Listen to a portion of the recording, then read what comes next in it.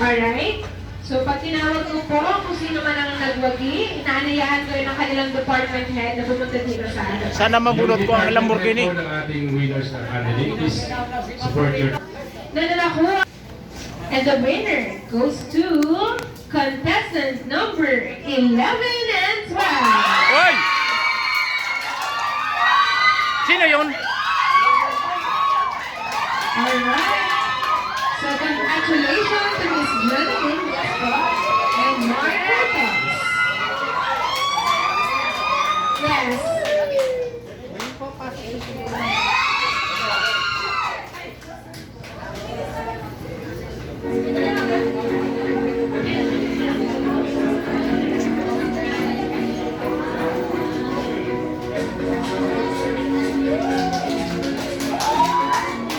Okay, so congratulations once again to Miss Jonathan and Mark Cortez. Okay, and next, our Mr. and Miss Star Performer. Yung nagkaroon ng 94.38% goes to contestant number 1 and 2.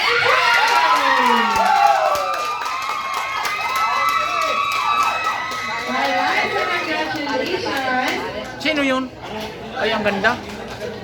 to Austin and Mani. Pinagigila ni Maxi. Okay, ready? 1, 2, 3, smile!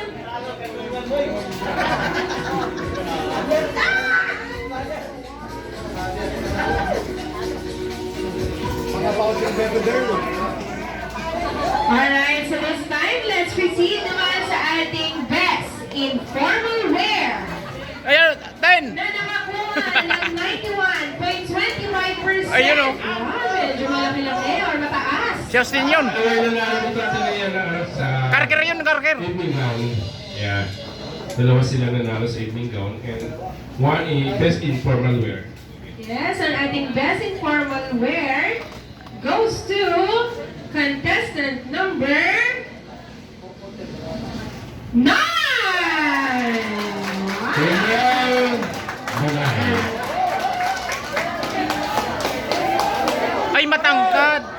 Ben, matangkad, Ben. Ano? And also, our best in evening gown goes to Joy Moraleda and Marilyn Rivera.